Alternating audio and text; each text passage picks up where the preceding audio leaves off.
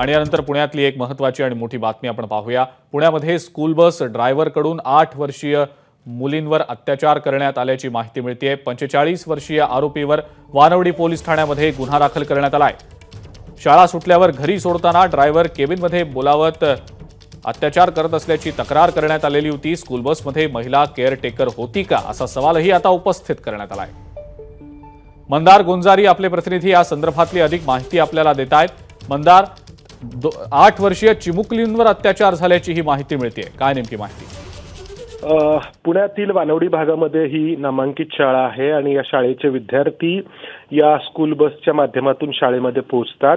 मात्र या स्कूल बसचा जो ड्रायव्हर आहे तो ड्रायव्हर या 8 वर्षांच्या 2 मुलींवरती लैंगिक अत्याचार करत होता आणि ही बाब यापैकी एका मुलीने तिच्या पालकांना सांगितल्यानंतर समोर आली आणि त्यानंतर ड्रायव्हरला अटक करण्यात आली आहे। पॉस्को अंतर्गत त्याच्यावरती गुन्हा दाखल करण्यात आलाय।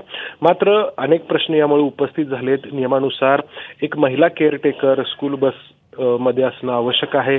ती महिला केअरटेकर या बसमध्ये होती का आणि जर होती तर ती काय करत होती आणि ही बाब शाळेच्या निदर्शनास का आली नाही, असे अनेक प्रश्न या निमित्ताने उपस्थित झालेत। ड्रायव्हरला तर अटक करण्यात आलेली आहे, मात्र शाळेच्या व्यवस्थापनाबद्दल देखील या निमित्ताने प्रश्न उपस्थित होत आहेत। ठीक आहे मंदार, धन्यवाद सविस्तर माहिती आपण दिलीत त्याबद्दल। एबीपी माझा, उघडा डोळे बघा नीट।